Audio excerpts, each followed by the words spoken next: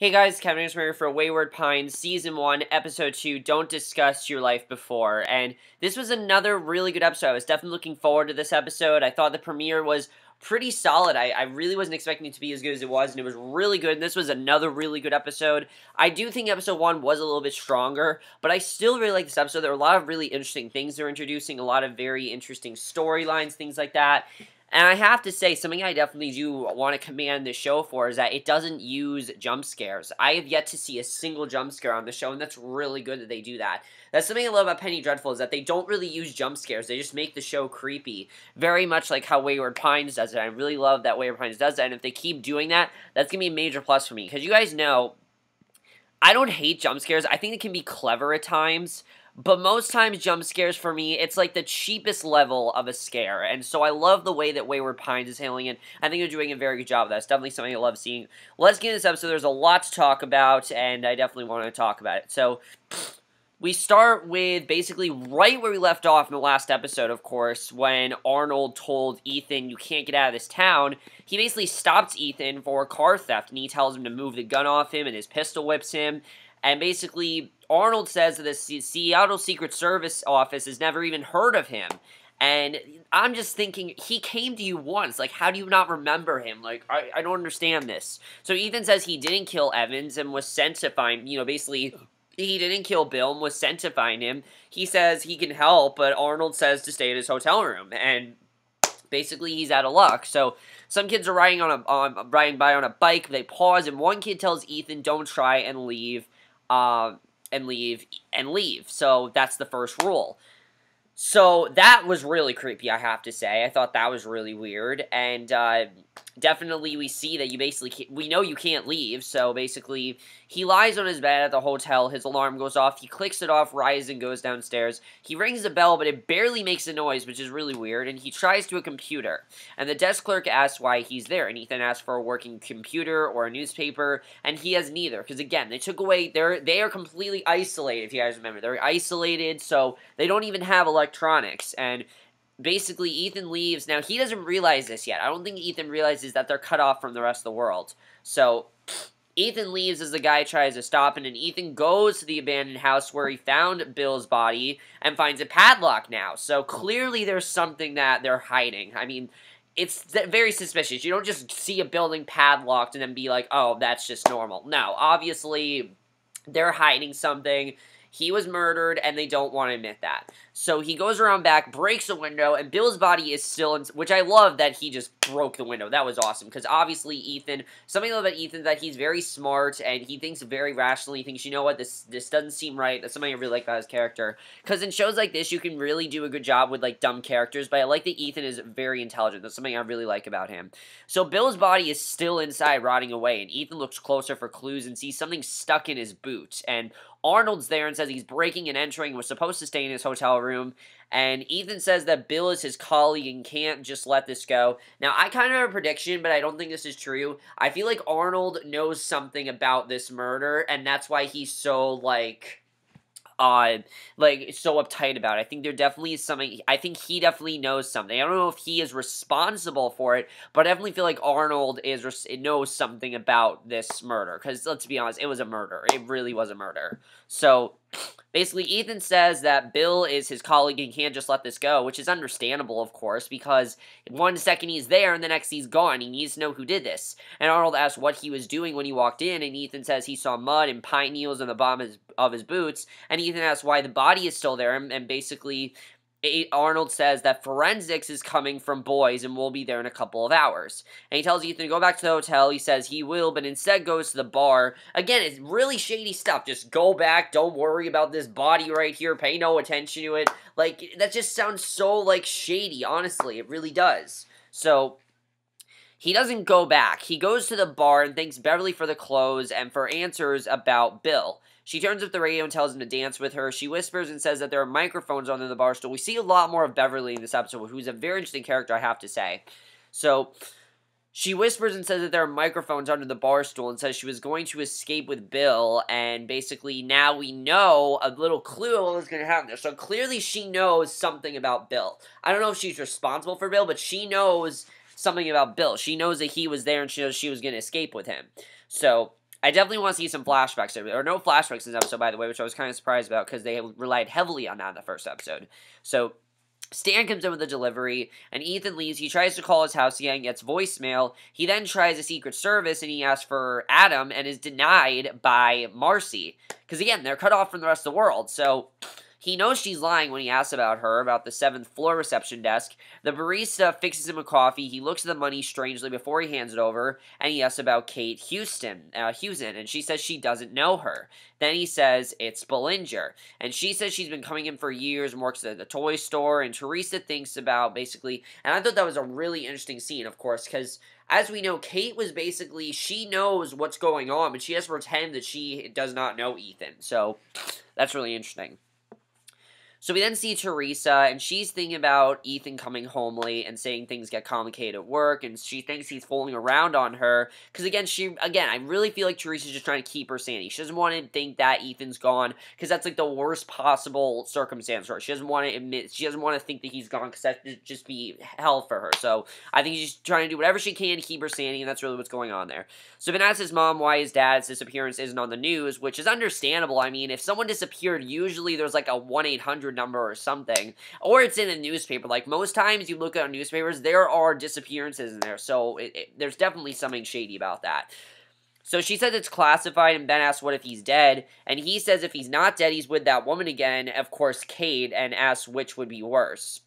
And I thought that was a really good line that we heard that. So Ethan sees Kate in the toy store window. He thinks about their affair, and he goes into the shop and says he wanted to say hi because he can't get a hold of anyone back here and can't get home. He says the only reason he's there is because he was sent to find her and Bill, which is true. That's why he went to this town. And he says that Bill is dead and she lives with a guy named Harold. He says Bill's corpse is rotting in an abandoned house, and he asks what happened to them both. Her husband comes out, and she introduces him to Harold, and Ethan says he never got a wedding invitation. She says they kept it small, and Ethan tells her to ring up some toy ducks, and says all the money in town is counterfeit and badly. So clearly Harold does know that Ethan and Kate know each other. I'm not sure if he knows about the affair, but he definitely knows who Ethan is, because, you know, she introduced Harold to Ethan. So he asks again what happened to Bill, and she says his widow was very upset. She says Patricia, his wife, is so upset, she rarely leaves her house, and she has pink hydrangeas, and he heads out, and he says the rules mounted on the wall, don't try to leave, and this I thought was really interesting, these 3 rules that we found out here. These are basically the rules, and I think these rules are just really interesting. Don't try to leave, don't discuss the past, and always answer your phone. Those are very important, and especially the don't discuss the past. The one is very important in this episode. Because what's the thing that Ethan keeps doing? He keeps discussing the past, but no one responds when you discuss the past. So clearly, I don't know if they, like, brainwash people, but clearly you're not supposed to discuss the past. So Ethan heads to the house Kate described, knocks at the door. Patricia answers, and he asks if she was married to Bill. And he says he used to work with Bill at the Secret Service. And he says he mowed lawns and never worked for... And this I thought was really interesting. Again, he's discussing the past. And that I really like that they introduced these 3 rules, because that would make sense for the rest of the episode. Because basically she says he mowed lawns and never even worked for the Secret Service. So he asks how long they were married, and she says almost a year. Then she says she has a newborn. He says he was sent to find Bill and believes he was murdered. And she says, but she says it was all suicide, that he killed himself. And Ethan asks if he's sure. She cries and says she watched it. And that's really weird, because if he really did kill himself, why is his body hidden in that little place? Like, why is his body there? That doesn't make sense. So Ethan comes to Arnold's office looking for the sheriff, but the receptionist is annoyed with him and says she doesn't know where Arnold is. She doesn't have a seat, but then Arnold walks off and says he found a new suspect, and he says his ice cream cone has been up to no good like Ethan, and you can clearly tell that he doesn't trust Ethan. He also says he gets the impression that he's not happy with his accommodations, and Ethan says he can't expect him to stay in the hotel room all day, then says, which is true, I mean, that's really all they want him to do. They don't want him to find out about this, they just want him to stay in that hotel room all day. What's he gonna do? Like, he can't turn on a TV, there's nothing. Like, what's he gonna do, read a book? No, he's not gonna do that, obviously. So, you know, So he says he went to go bother Patricia, saying, basically Patricia Evans saying terrible things, and Ethan asks about forensics, and Arnold says they picked up the body an hour ago, and Ethan says Patricia said Bill killed himself, and basically Arnold says that Ethan was in an accident and has significant brain injury and wouldn't let them operate to take care of the brain bleed. He wants to go to the morgue to check on. Now again, if you remember, this was something that, basically, if you guys remember, Beverly said that they say that to basically make you think you're crazy. So we know right here that they are hiding something, definitely. And I don't know if they lied to Patricia, how they're doing this, but half of this town, they're not telling the truth, and I don't really know why they're not telling the truth. I like that we don't really have answers, though, because it's more intriguing that way. It's something I like about the show. It's really creepy in the sense of just how this town is overall. How all this happened, I don't know, but it's really interesting. So, and I really hope it's something good, too. I hope it's not something like Aliens, because that'd be really, cliched. I hope it's something actually really genius, because that could be really cool. So Ethan says to let him know what the coroner says. He then, of course, goes straight to the morgue. He pulls out the one body and holding and slides it back into its drawer. He sees Bill's clothes and checks the boots for the notebook. He finds the tiny notebook and flips through it, and Nurse Pam comes in. And I'm like, oh shit, not Nurse Pam. Of course, he beat the shit out of her last episode, if you remember. And he asks for the coroner. She asks if she can help, and he says if he thought she worked upstairs. She asks if he's reached his wife, and he asks if he's gonna bang her brains out when they get back together. And he just stares, then turns and walks out without answering. It's like, why the fuck would you ask that question? Like, what the hell? So he sees two orderlies wheeling bodies. It looks like Ben and Theresa, which is really weird. So Ethan runs to look for them, and he checks room by room, and Dr. Jenkins is there. And I'm just like, how are they there? Like, what's going on here? Like, I don't know if Ethan is legitimately going crazy. I mean, I'll talk about that, but, Ethan asks where they are, and Jenkins asks who, and Ethan says his wife and son, and that he just saw them coming down the hall on stretchers. Of course, Jenkins knows Theresa and Ben, so Jenkins knows who he's talking about. Jenkins says no one has been admitted since he left, and he asks Ethan to lie down, but he refuses, and Jenkins says he has a brain hemorrhage, and Ethan asks to see his chart, and Jenkins says he'll go over it if Ethan will just sit down for a moment. He does, he slumps over, and Jenkins says his condition is worsening every second. He says a hallucination won't stop and will get worse until he fixes the brain bleed. He asks Ethan if he's noticed anything else, and asks Ethan if he has his consent to treat the brain injury. And Nurse Pam shows up, and Ethan stands and walks out past her, and basically that I thought was really weird. So in Seattle at Secret Service headquarters, Adam talks to Theresa, who wants Ethan's photo on the news, and he says they can't do that because, they can't do that because obviously they can't track him. So how are they going to put his photo on the news? And then she asks about Ben, and she says he thinks his dad ran off with Kate, and she asks if Kate transferred to boys. And Adam says he can't tell her anything. She asks if Ethan is in boys, and he says nothing, because he knows nothing. And she takes that as a yes and hangs up on him. And, again, she didn't get any of his messages, which is just really weird, I have to say. So Ethan meets Beverly later and tells her he thought he saw his wife and kid at the hospital, and he shows her the escape plan that he found from Bill. They cut open his arm and try to dig it out. He finally gets it out. She says to put it in his pocket so they don't think he ditched it. So she says once they leave, he can drop it. She just has duct tape for his wounded arm. He asks what the plan is, and Beverly says he's the one who has to come up with it. And she says if she could have come up with a plan, she would be gone by now. And he says he came in 2014, while she thinks she came in 1999. It seems like everyone in this town thinks it's like 2000, which is really weird. So he asks if she heard of Obama or 9/11, and she's just looking at him like he's crazy. And he asks when her birthday is, and she says November 1960. And he says she looks good for $4, for 54, and she says that's something to be proud of. So this is just, I don't understand how this is working out. I mean, they're isolated, so is this in a different dimension? I mean, there are a lot of possibilities right now. Really, there really are a lot of possibilities. I'm not really sure entirely what's going on, but I like not knowing exactly what's going on. It makes me very intrigued for this show, I have to say. That's definitely something I like seeing. It's just I don't really know what's going on. I definitely like that. So after this, basically, we see, she says when she first woke up, she was so disoriented that she believed them when they told her she lived there. And I knew that she was faking it, basically. She says she walked around a fog with no memories, but they came back eventually. She says now she keeps her head down and goes on, but knows it's not her life. Even though she's told to say that, she knows that this is not true. So she knows that what she's saying is not true, yet she says it anyway.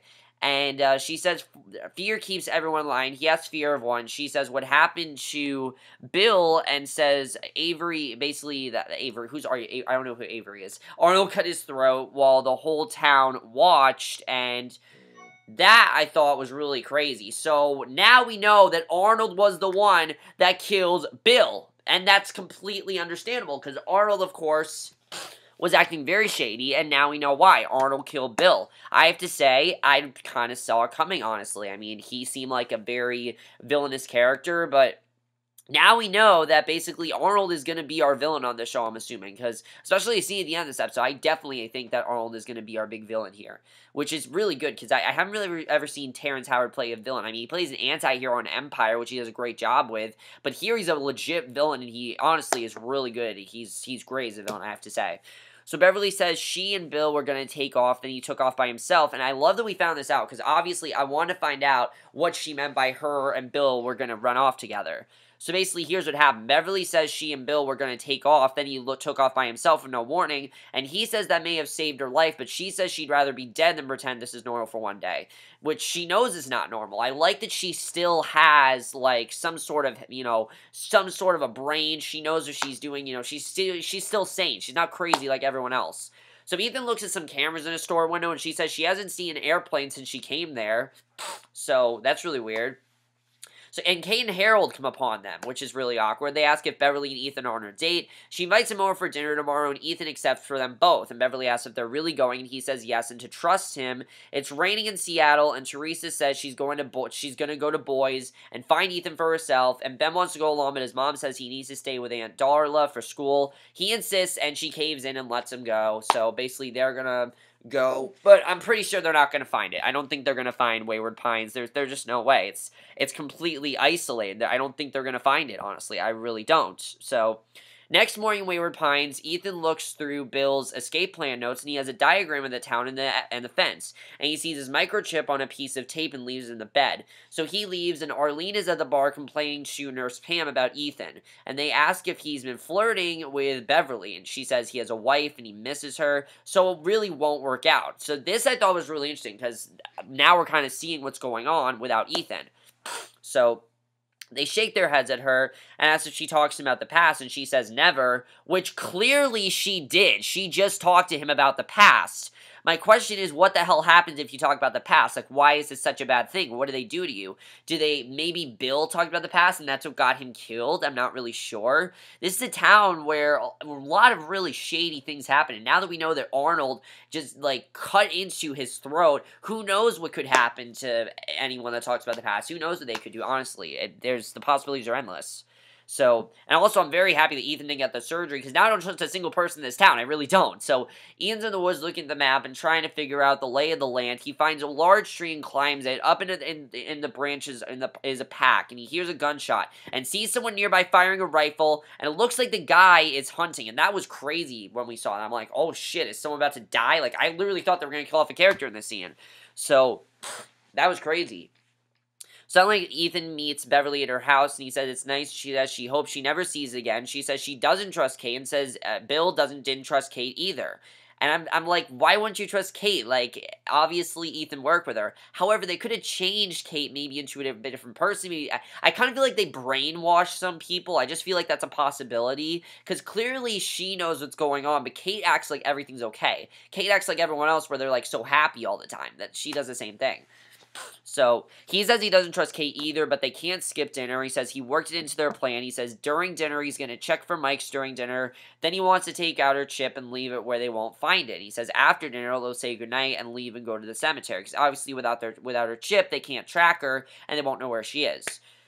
So Beverly asks what if they catch on, but Ethan says they won't as long as they stick together. As long as they stick together, then everything's going to be okay, and they will be safe. So, I was hoping that this was going to work out. I'm like, I didn't really think this was going to work out. So he says to pretend they head to dinner, and Harold talks about his woodworking hobby, and he says he opened this store 8 years ago, and Ethan says it's almost hard to believe, and then asks him to use the restroom. He sticks his tracking chip under their table with tape, then goes to the restroom where he searches for mics, because obviously he needs to know who is watching them, who is listening in. Obviously, this is very crazy. This is very dangerous stuff that they have to do, and their lives are on the line at this point, so Kate says Harold's speciality is rocking horses, and Beverly mentions that she has a daughter in Portland, and then drops and excuses herself to the restroom after Ethan comes back, and she's hyperventilating. She's really not sure if this is going to work. She's obviously freaking out, which is understandable, because what they're doing is very dangerous. So Kate tells Ethan that Harold won the horseshoe tournament 2 years in a row. And again, this was the perfect opportunity for like a jump scare, but I like they didn't use one, because any other show, they would like use like some sort of jump scare or something, but I like this show doesn't do that. It's a lot more quiet than that. It's a lot more of just things that happen. I think that's really well done. So Kate tells Ethan that Harold won the horseshoe tournament 2 years in a row. She says Beverly seemed upset and says she'll check on her. He says her stomach is upset and says he'll check on her. He goes, finds Beverly's gone. Ethan says her stomach got to her and says he's going to leave and walk her home. He says he'll do it again soon and leaves. So I really thought they were going to get caught in this scene. I was like, oh shit, this is not going to end well. So Harold asks Kate if she thinks they're going to run, and she says absolutely, and Ethan catches up now. When they said that, I'm like, oh shit, this is not going to end well. So Ethan catches up with Beverly, who's freaking out because she slipped up and told them she has a daughter, which she wasn't supposed to do. He asks about her chip, and she says she left it in the bathroom. She tells him her daughter is 6 and tells him to promise to check on her if she doesn't make it out. And she hears the telephone start to ring and says that's how it started when Bill died. The telephone started to ring. So I'm predicting that when a telephone rings, someone's dead. That's what I think that means. And I think that's why it says always answer your phone. Because I think if the telephone rings and you answer it, that means somebody died. That's what I think it means. That's just what I'm thinking. I'm trying to put together stuff here. So he grabs her hand, they run, and she says they're going to kill them, and he says to run. He tells her to go to the cemetery, get the map, and go while he distracts him. Everyone pours out of their houses with flashlights and weapons, because obviously they know they're getting away. They spot Ethan, who takes off running. The town crazies give chase. He runs on. Beverly watches from nearby, cowering. She walks on and sees more of them. She walks up a couple of people who grab her, and Ethan hides behind a dumpster, and this was insane, I have to say. Harold comes looking for her, and the second that this happened, I was like, oh my god, are they actually going to do this? Are they actually going to kill her off? And the town gathers. Ethan hides in a room. Beverly's dragged up to a platform, and basically Arnold thinks that thanks to Harold and Kate for doing their civic duty and bring her to justice. And I'm like, oh, what are you, this is just so creepy. Beverly's dragged on the platform, chained up, and I'm like, she's going to die. They're going to kill her off. And I was like, oh my god, they're actually going to kill her off. Which I'm honestly fine with, because we know everything we need to know about Beverly. We know pretty much everything, honestly, about Beverly. However, without Beverly, Ethan's all by himself now, because Beverly's the only other person that still had their memories of and still had, like, sanity. So now Ethan's all on his own. So Arnold says she discussed the past, obviously, which they knew about, but she didn't have her chip. So how did they know that she discussed the past? Because she took her chip out. So I thought that was really interesting. And now we know that when you discuss the past, you die. Because basically Ethan hides while someone comes looking for him. Ethan fights the guy off. And basically Arnold said it's his job to keep the town safe, and it's everyone's as well. He slits Beverly's throat, and Ethan watched it from a window. And Arnold says they can't tolerate people who don't play by the rules. Some cheer that she deserved it, while others are horrified. And that was insane, I have to say. The second that they did that, I'm like, holy shit, they just killed off Beverly. I couldn't believe they actually killed her off. Because this is episode 2 of, I believe, 10 episodes, and they just killed her off, and that was insane that they did that. I give them props for doing that, but wow, they actually killed her off. I can't believe they did that. So then we see Theresa and Ben, they're driving through the night in the rain, headed to Boys, and I don't think this is going to end well for them, and that's basically how the episode ends. So overall, guys, another really solid episode. There definitely is a lot more to talk about, though. Now that Beverly's gone, what is Ethan going to do? Obviously, he needs to find a way to find out what's going on in this town. We now know more about this town, which I like finding out more about. I like that we now know that when a phone rings, someone's dead. We know that if you discuss the past, you die. But here's the thing. She didn't have her chip, so how were they able to track her even though she didn't have her chip? I don't understand. And how do they know that she discussed the past? I don't know how they know that. I really don't understand that. Obviously, she hit her chip, so I don't understand that, how they basically tracked her. I just don't understand that. I understand there was an angry mob after her, but how did they, like, know that she was discussing her past? I don't understand that, and I find that really interesting. I gotta say, Terrence Howard is doing a great job as Arnold Pope. He is such an intimidating villain, and I really saw him as a villain, but he is doing a great job, I have to say. Now, Do you guys think, I kind of feel like here's what's going on, that some of these people in this town, yeah, they were brainwashed to think that it's 2000, because obviously it's 2014. Why do they want them to think it's 2000? Why are they cutting people off from this world? And furthermore, why is this town completely isolated? I don't understand that. Like, why is everyone isolated? Dr. Jenkins, he is definitely hiding something, because clearly he knows Theresa and Ben. How did Ethan see that vision of them? I don't understand how he saw Theresa and Ben. I'm not really sure what that's supposed to show, but that's really interesting, I guess. And also, why do you think that Adam can't track him? Because obviously, maybe the tracking chip is the only way they can track them. I'm not really sure. Maybe without the tracking chip, they will be able to track them. That could be really interesting, actually. Because maybe the tracking chip is what keeps people from tracking them, because we don't exactly know everything yet, which I do like knowing. We don't exactly know. We know that Avery's the one that killed... I keep saying Avery, I don't know why. We know that Arnold is the one that killed Bill, but why does Patricia think that he killed himself? Because obviously we know, Beverly said it, that Arnold stabbed him, that Arnold slit his throat like he did to Beverly. So why does Patricia think that Bill killed himself? I don't understand that. Like, how does that doesn't really make sense. Also, Kate and, let's talk about Kate.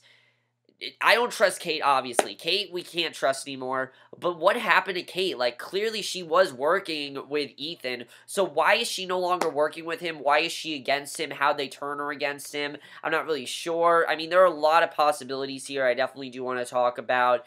Also, do you think Theresa and Ben, are they really going to make it to Wayward Pines? If they do, what's going to happen here? Because if they make it to Wayward Pines, I guarantee, and now we know that they killed off Beverly, everyone is in danger now. That is what this proves. Everyone's in danger in the show, and I love that. Anyone can die. Ethan's not going to die, obviously, but anyone else can die. Kate could die, Pam could die. Anyone else? Jenkins is not going to die. Jenkins, I know, is hiding something. I don't know what he's hiding, though. But overall, guys, I'm really loving this show. And I thought this was another amazing episode. Definitely, absolutely loved this episode.